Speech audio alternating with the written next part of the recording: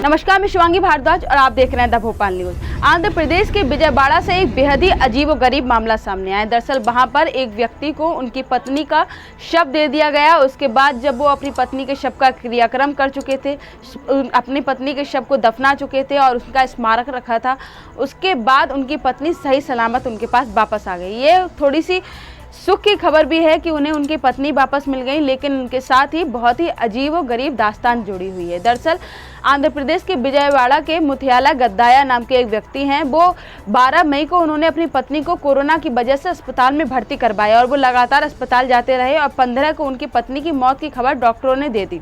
इस दौरान जब भी वो अस्पताल जाते थे तब उनकी पत्नी उनसे नहीं मिलती थी और वो एकाएक सभी वार्ड में ढूंढते थे, लेकिन उनकी पत्नी उन्हें नहीं मिलती थी। तब कुछ डॉक्टरों और नर्सों ने उन्हें बताया कि हो सकता है कि उनकी मौत हो गई हो। इसके बाद मुथियाला को उनकी पत्नी का शव पकड़ा दिया डॉक्टरों ने। उसके बाद वो उन्हें घर लेकर आए और उसके बाद उन्हें दफना दिया।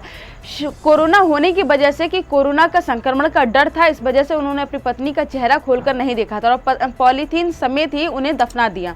23 मई को उनके बेटे की भी मौत हो गई। उसके बाद में जब उन्होंने 1 जून को लगभग अपनी दोनों लोगों का स्मारक रखा, इस दौरान उनकी पत्नी सही सलामत उनके पास वापस आ गई। इसका मतलब ये हुआ कि जो भी डॉक्टरों ने शव दिया था वो उनकी पत्नी का था ही नहीं, बल्कि वो किसी और का शव था, लेकिन डॉक्टरों ने सिर्फ उन्हें बहलाने फुसलाने के लिए ऐसा किया था।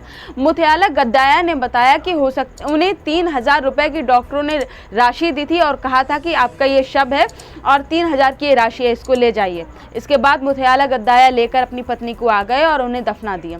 इसके बाद जब उनकी पत्नी उनके पास वापस आ गई तो मुथियाला गद्दाया बहुत ही ज़्यादा खुश हैं, लेकिन विडंबना की बात यह है कि उनका बेटा अब इस दुनिया में नहीं रहा।